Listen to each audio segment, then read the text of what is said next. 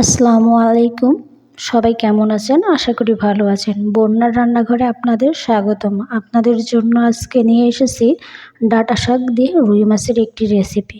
তো এখানে ডাঁটাটাও অনেক নরম এবং শাকগুলোও নেওয়া যাবে। তো এখানে শাকগুলো বেছে নিয়েছি। তো অল্প শাক হলে ভর্তা করলে অনেক ভালো লাগে, যেহেতু আমার 2 আঁটি শাক, আমি এটা ভাজি করব। তো এখানে মাছগুলো ধুয়ে নিয়েছি।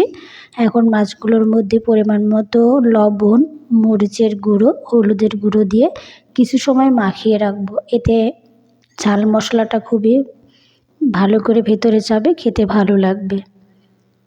এখানে মশলাটা রেডি করে নিব। পরিমাণ মতো লবণ, হলুদের গুঁড়ো, মরিচের গুঁড়ো, ধনিয়া গুঁড়ো এবং জিরা ও পেঁয়াজের পেস্ট 1 চামচ করে আছে। আপনাদের সবজি অনুযায়ী এখানে মশলাটা অ্যাড করবেন। আমি ডাঁটাগুলো খুব ভালো করে ধুয়ে নিয়েছি এবং তেলটা খুব ভালো করে গরম করে নিয়ে মাছগুলো ভেজে নেব। মাছগুলো উল্টিয়ে দিয়েছি। মাছ খুব ভালো করে ভেজে আমি সবজিটা রান্না করি, এতে খেতে ভালো লাগে।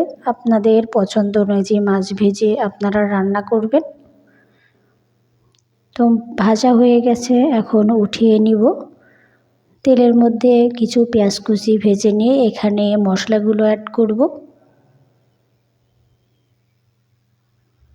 ডাঁটা শাক এভাবে রান্না করলে অনেক ভালো লাগে, আর ডাঁটাটাও অনেক নরম এবং শাকগুলোও নেওয়া যাচ্ছে।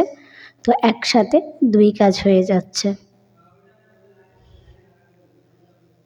তো মশলা এর মধ্যে অ্যাড করে কিছু সময় কষিয়ে নিয়ে এখানে সামান্য পরিমাণ পানি অ্যাড করব। মশলাটা খুব ভালো করে কষিয়ে এবং সবজিটা কষিয়ে কষিয়ে রান্না করলে তরকারিটা খুবই ভালো লাগে খেতে।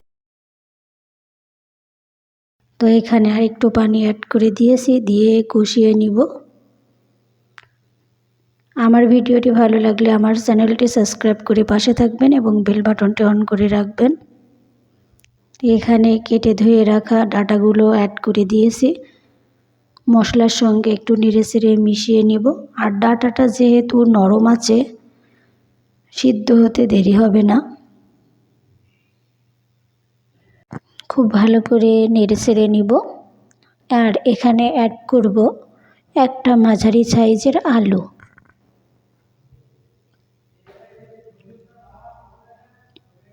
আলুটা কেটে ধুয়ে নিয়েছি, ডাঁটার সঙ্গে মিশিয়ে দিব। আর ডাঁটাটা আমি এই সাইজ করে কেটে নিয়েছি। কেউ এর থেকে ছোট বা বড় করে কেটে নিতে পারেন, যার যেমন পছন্দ। তো দেখুন অনেকটাই নরম হয়ে এসেছে এবং কমেও গেছে, প্রায় 80% সিদ্ধ হয়ে গেছে।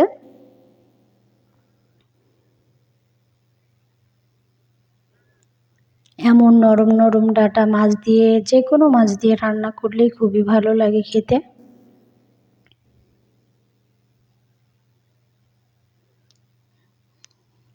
মাঝে আমি আরেকবার সামান্য পানি অ্যাড করে কষিয়ে নিয়েছি। আর ডাঁটাটা যেহেতু আগে বলেছি নরম, এই জন্য একবারে ঝোলের জন্য পানি অ্যাড করে দিয়েছি। তো কিছুক্ষণ পরে দেখুন ফুটে উঠেছে, এ পর্যায়ে মাছগুলো অ্যাড করে দিব।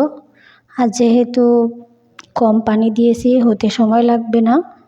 তো একটু মাছগুলো ভালো করে ডাঁটার সঙ্গে মিশিয়ে দিব, দিয়ে কিছু সময় রান্না করলেই হয়ে যাবে।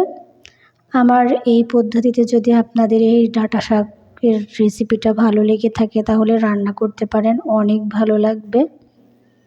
এই পর্যায়ে লবণটা একটু চেক করে নেবেন, ঝোলটা অনেকটাই কমে এসেছে।